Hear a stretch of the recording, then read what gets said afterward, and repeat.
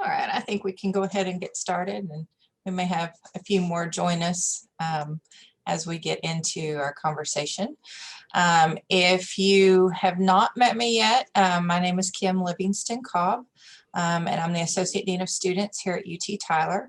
The areas that I supervise are the Student Counseling Center, our Center for Students in Recovery, our Center for Student Financial Wellness, and our Student Conduct and Intervention.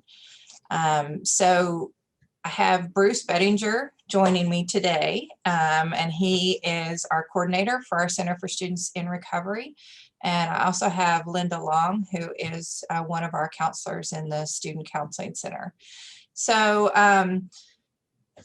you know, I think as we really want this to be more of a discussion than a lecture, we're not going to actually do like PowerPoint slides and things like that today.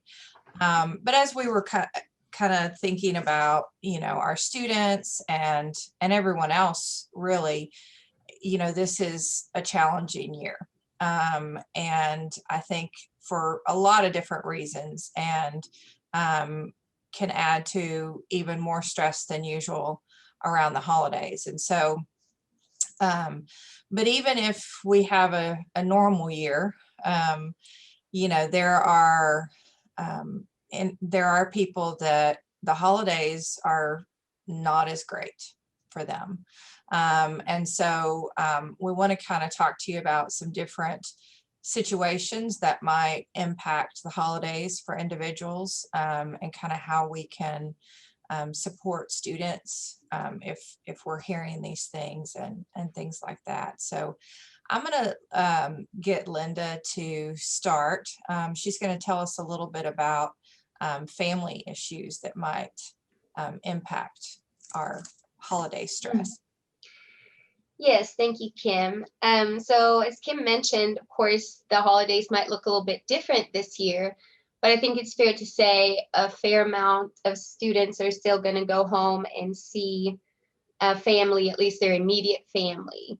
And so when we think about students going home to see family, most people would assume that that's a great thing. And certainly a lot of students do have, you know, a good time overall seeing their families. And in general, I would say students find that they tend to get along a little bit better with their families after they've moved out and they're not like in such close proximity 24/7.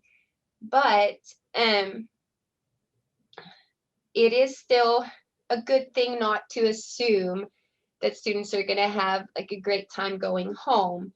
I would say, in addition to those happy families, there are families, a fair number of families that have some significant issues, but that they're kind of like working through them. And then there's also a subset of quite toxic families.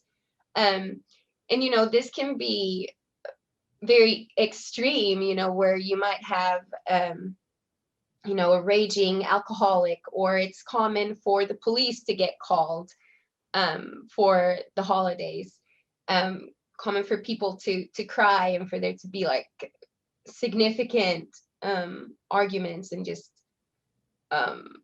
yeah, toxic abusive situation. But then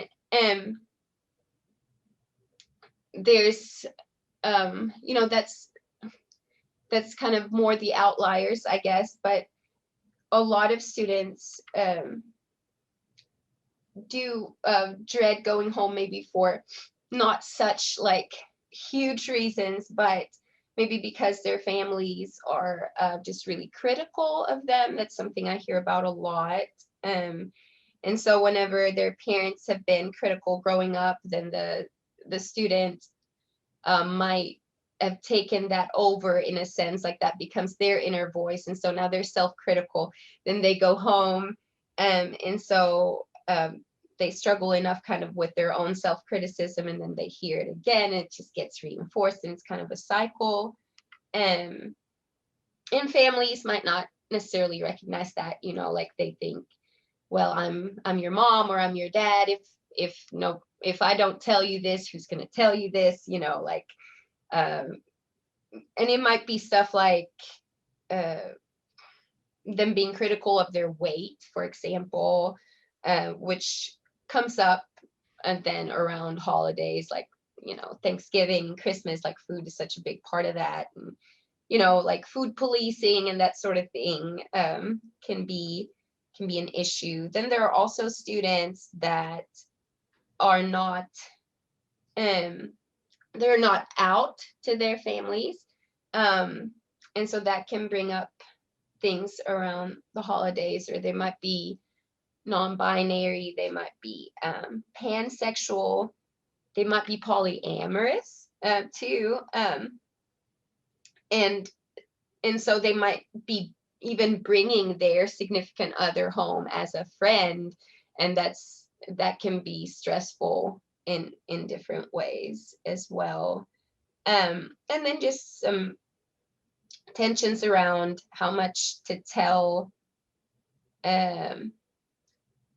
parents about what's really going on at college. And it could be, something more mild, like maybe not doing super well in classes, or you might be failing classes. And, there are students that find themselves maybe having to add on a semester because they haven't been doing well. And some students feel like they have to lie about that to their parents and say, I'm working on my minor, or, like just feel like they just can't be honest. And I'm sure like, and Bruce might hit on this too, but like marijuana, for example, is something that, sometimes students end up experimenting with in college. And that's, of course, something that they tend to and then not feel comfortable sharing with their parents. And that's something that can sometimes, of course, cause a big argument, very understandably so. And of course, marijuana is illegal. It's not something, that we take lightly. I don't want to give that impression. But it's something that can come up as like, oh, my parents, found a baggie and they're freaking out, and, like just all kinds of stuff, I guess. So yes, students might have a good time, but the holidays tend to be stressful. And there can also be some like perfectionism that shows up around the holidays for the students or for their family members that feel like holidays just need to be perfect and need to decorate perfectly, and you're not doing the decorations right. And, where you lose some of the holiday cheer that you're trying to promote, in different ways. So those were some things that came to mind for me as I was brainstorming through this. So no, that sounds like a kitchen sink laundry list. But yes, I do work in the student counseling center, so I hear about a lot of different situations. So Linda, as faculty and staff, is there anything we can do or say if a student reveals to us that, maybe home is not a great place to go over the holidays? That's a good question. I think maybe letting the student know that they are an adult now. They don't necessarily have to go home. Sometimes that comes with a caveat, though, of financial pressure. Like they might be concerned if they're relying on their families for financial support. That's something I do hear about, and that's something that actually comes up with the students that are not out to their parents, that they're concerned they're going to be cut off from their families. And so I guess I digress, but I think mainly I guess the message would be to think about, like, are there other places you could go? Are there maybe other extended family you could stay with, or friends, or can you stay here for the holidays? And so just kind of trying to think about options rather than just saying, oh, I'm sure it'll be fine, because they really might not be. They might not feel completely safe, usually emotionally, going home. So thinking through options, I would say. Thanks, Linda. Bruce is going to share a little bit about what it's like to be in recovery over the holidays. Thanks so much, Kim. Thank you everyone for being here today. And I'm proud to offer the perspective of someone who is a person in long-term recovery. So I'll just say that there are several obstacles that a student might face being a person in recovery, but just in a more general sense, there's a lot of things that we're all thinking about right now when it comes to the hardships that we endure, but we might not look at some of the more marginalized populations. Being in recovery, obviously, we're not a huge crowd of people. There are a significant population of people in recovery who are not open about their recovery status. There's a huge amount of stigma attached to that. And so maybe just some brief pointers I would give when thinking about what a person might be experiencing. People in recovery view holidays differently. For instance, I'll echo several of the things that Linda said. People in recovery are first and foremost people. We're not immune to having mental health concerns, just as anyone else is. But in fact, it's often the case that people in recovery also have mental health concerns, such as a diagnosed mental illness, on top of struggling with either a substance use or some other type of disorder. So something to keep in mind. The holidays are difficult because it's difficult to be a person in recovery. And then you couple that with the fact that the holidays are so focused around things that are difficult for people like myself. For instance, holiday parties, there tends to be alcohol. That's normalized in most of our society. And for a person like me, that can feel threatening. So I know whenever I was a college student, it was really hard for me to decide, do I go home and spend time with my family? I know that there's going to be alcohol there. I know that I had an alcoholic parent who always made family gatherings difficult. And that was normal for me. So I had a difficult choice to make. And often for me, it was easier to, instead of having to deal with that, to just go to what I knew, or to go out with a group of friends and do what I wanted to do. So for students who are facing some of those decisions, it might be a very difficult choice to make, whether to even go home and spend time with family. Some students in recovery don't have family to go home to. That's not just students in recovery, obviously, but and then another thing that I think we're all seeing a lot of right now is that we're spending a lot more time at home with each other than we're used to. And for those of us who are living in close proximity, some of our more endearing character traits can be a little bit abrasive to those that we live with. And when you're in recovery, you can find things like that, and they just tend to reverberate in your head until you have to do something about it. And I've heard it said in some of our meetings that we feel more intimately, or we feel more acutely, not intimately. We feel more acutely, as though we're more sensitive to certain changes in our environment. So for students that are going back to living in maybe some negative patterns or some toxic family situations, the choice may be easier not to go back and spend time with family.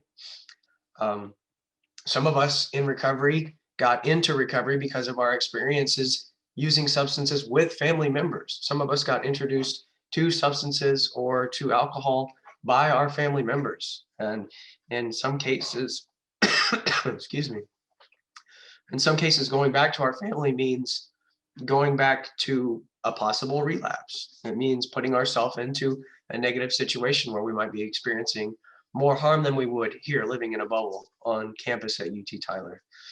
And then I'll echo again, like Linda said, some students are not, and I don't think this is just the case for students, but some people, again, in recovery are not open with their recovery status with their family. So they may have to have these conversations with their family members. Hey, can we not go out and buy a bunch of alcohol and do that for the holidays? You know, can we not go to a restaurant that serves alcohol? Can we do something fun that's a sober activity so that I don't have to feel so awkward? And maybe they've never had to have that conversation before. And that can be difficult. And that's a conversation that people in recovery have to have with their friends as well. And oftentimes people in recovery have to convince other people that their actions are harmful to us. This is something I really didn't experience until I got into recovery, is that I've had to convince people that it's not okay for me to go out and have a drink. And people will literally argue with me when I tell them that I can't go to restaurants that serve alcohol. And that can be really frustrating, and that can make it seem like it's easier to just give up on the whole recovery thing. But these are just a few things that came to mind when I thought about things that you can do to support a person in recovery. Don't presume that you know what they're going through, what we're going through. Ask them questions if you don't understand. I think that's so huge. If you don't understand, or if you feel like a person's behavior or actions don't make sense to you, maybe you're not getting the full story. And if you want to support them, talk to them about what you're seeing or what you think you are seeing or what they might be going through. So those are a few things that I just came up with off the top of my head. Thank you all so much for taking the time to listen. I'd love to answer any questions that you guys have. Bruce, what are some things that you or you found other people in recovery, what are some tips to navigate those kinds of things over the holidays? So one of the biggest ones for me, I think, is language is important.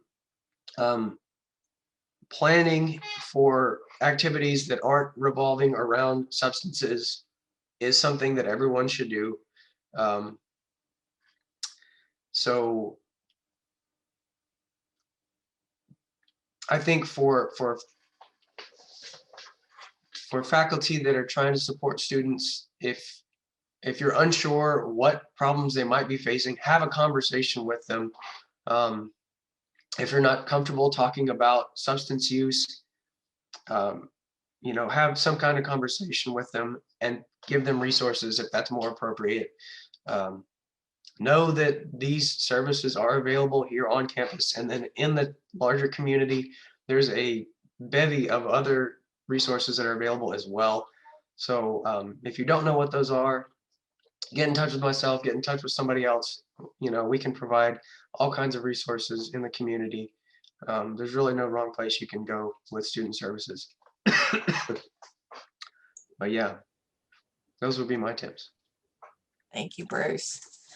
The last topic that I wanted to cover today was grief. You know, and I think we're probably seeing more of this year. You know, we've lost a lot of people. Our students have lost a lot of people. And you know, there's also sometimes a grief of, you know, things just not being the way we want them to be. You know, it's hard to not be able to do the big parties or, you know, hang out with lots of family members and things like that. So acknowledging that. But the other part is, you know, when we have lost someone in our family or someone very close to us, the holidays are very, very hard.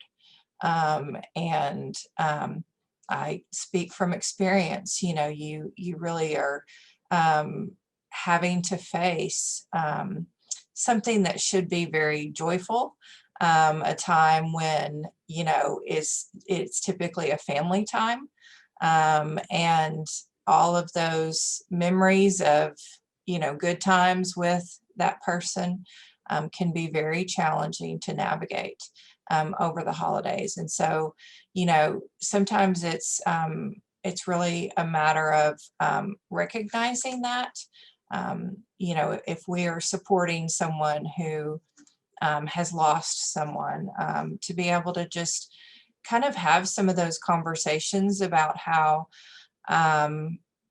what you're going through is normal, that, this is hard. And so sometimes, for those of us who have experienced grief, we often just feel crazy. We've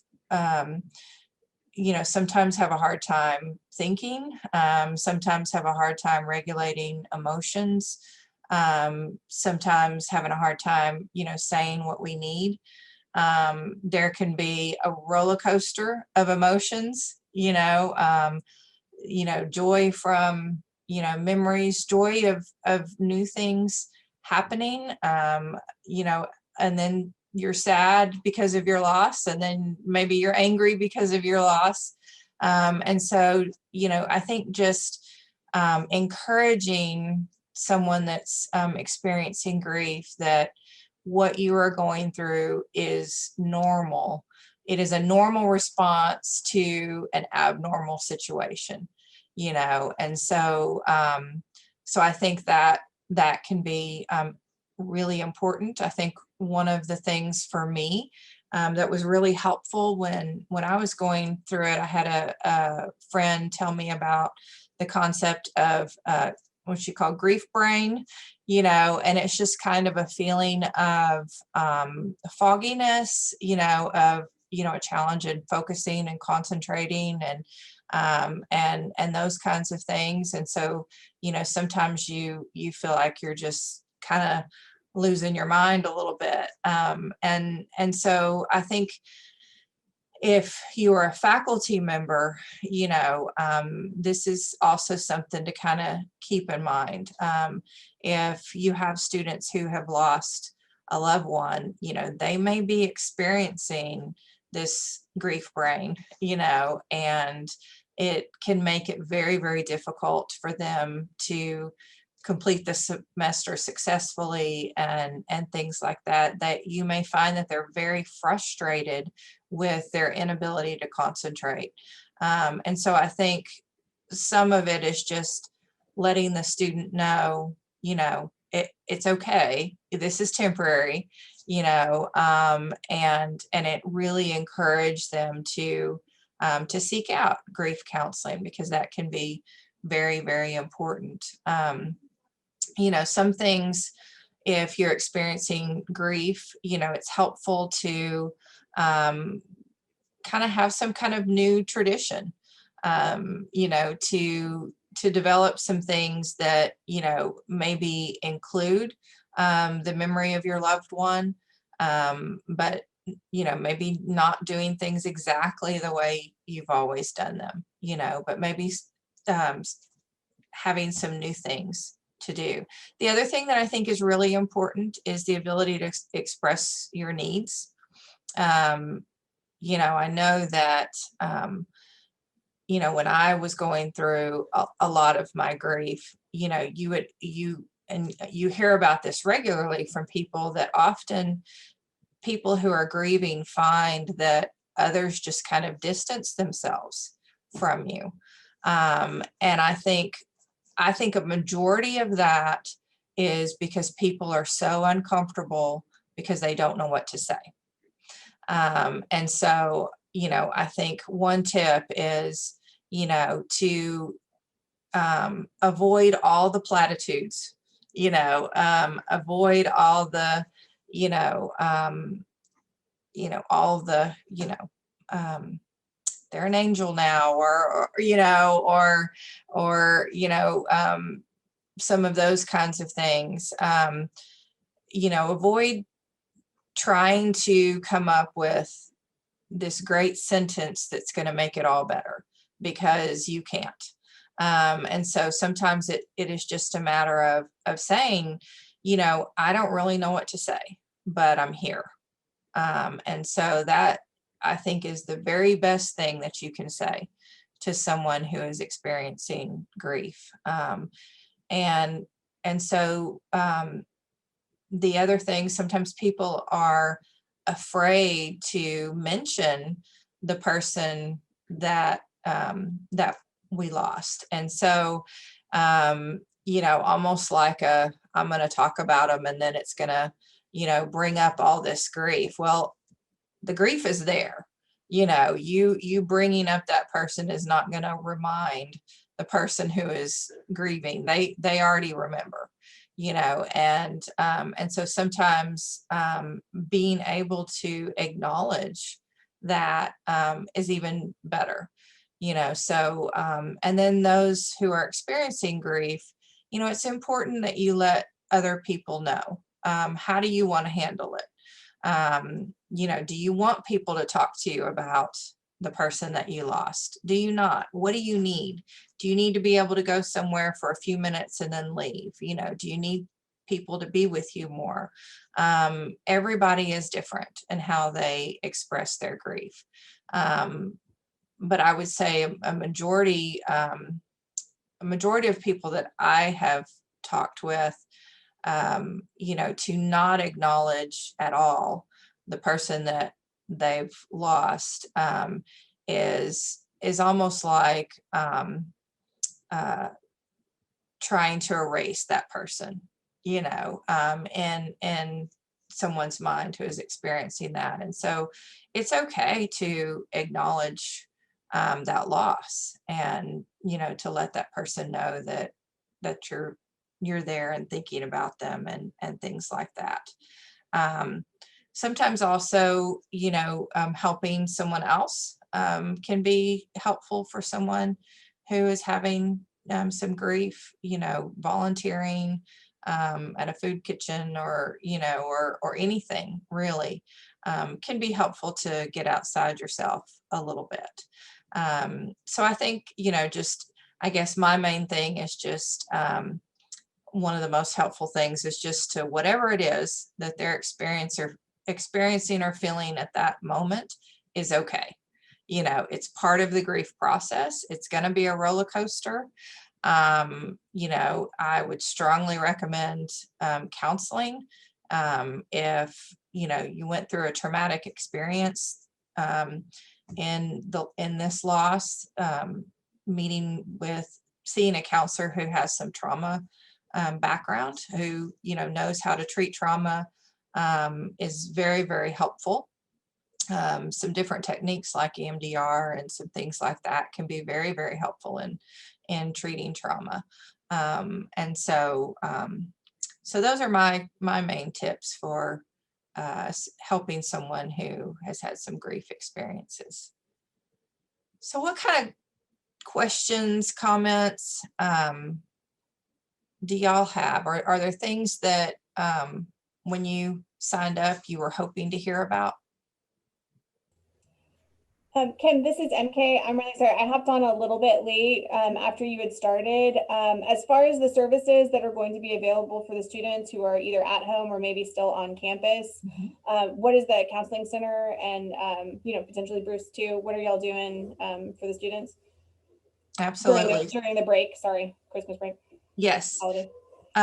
Yeah, so we will only be closed, that week between Christmas and New Year's.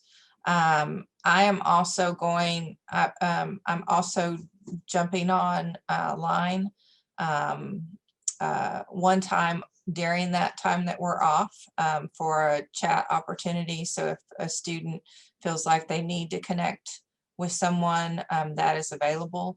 We've sent out a little flyer to our students telling them about, we're calling them Healthy Holidays Monday chats, so they can get online between 11:30 and 1.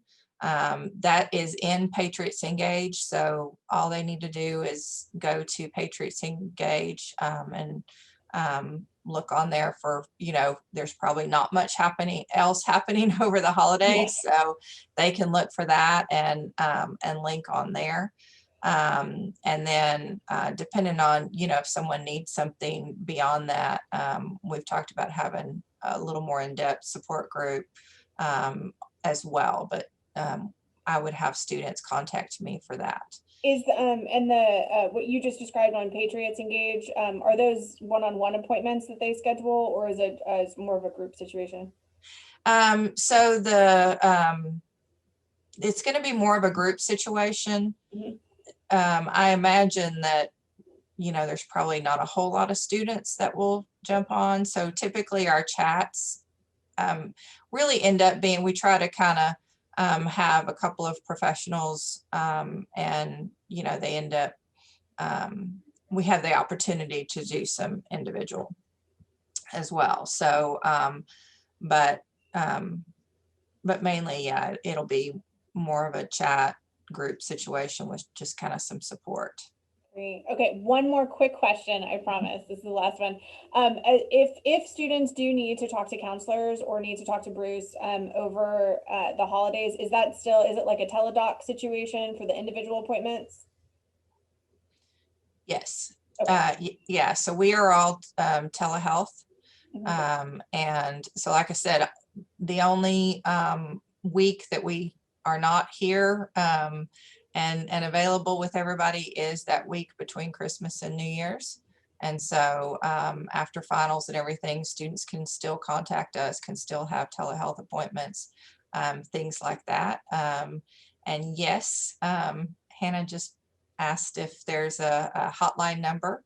So yes, so the Student Counseling Center does have a crisis line that is there 24/7, over holidays, all of that kind of stuff. And Bruce just posted that to the chat. So it's also on our website. So you can go to uttyler.edu/counseling. And on there you can find the crisis line. Students can also schedule appointments online now, so that makes it a whole lot easier. They can connect with us that way, and yeah, so have them go there. Thank you. Mhm. I just wanted to thank you for having this. This is very, very informative. I'm new to UT Tyler, and I feel just listening to you all, just thank you so much for sharing your knowledge, and Bruce for sharing, just knowing that you've walked the road and now you're helping students is just wonderful. I appreciate you sharing that. And I feel that the students are in good hands. This is really wonderful. That's one thing that I have definitely seen with this university, is a very caring university, and I really appreciate y'all. Yes, we are very, very fortunate. Absolutely. I'm gonna say, like, as far as Bruce, you sharing about the holidays and going through them in recovery, which I know is like 100 times more difficult than my situation, but I just choose not to drink alcohol, and so that's something that comes up all the time, and even more so around the holidays. And so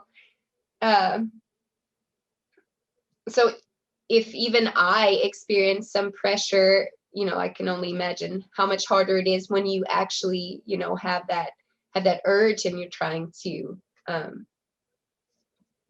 stay away. And so,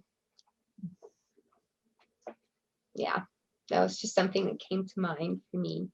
That's definitely real. That's definitely real. And matter of fact, I think that's one of the more common types of what we talked about, microaggressions. That's one of the more common ones that I think people in recovery experience, is having to justify why we have to do things the way that we do. It may seem weird, but that's just what we've figured out through our experience that we have to do to continue in recovery. So that's a really good point. Thank you for mentioning that.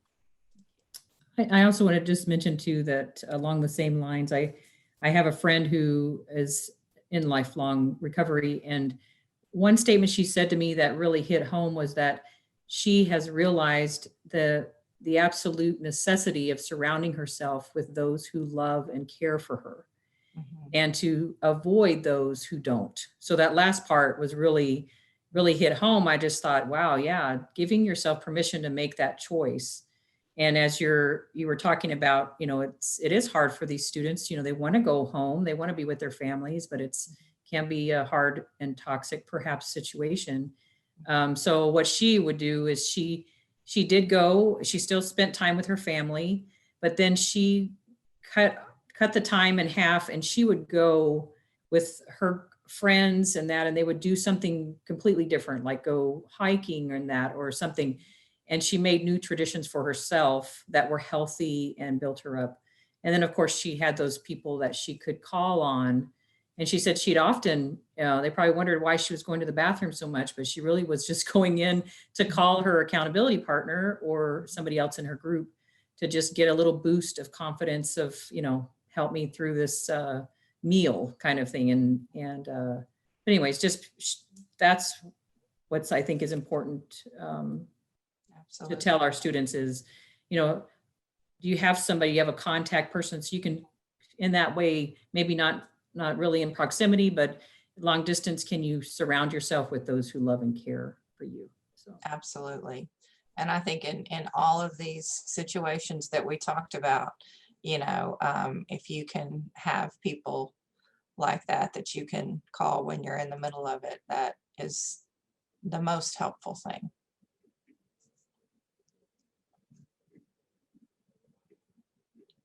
Right. Anyone else?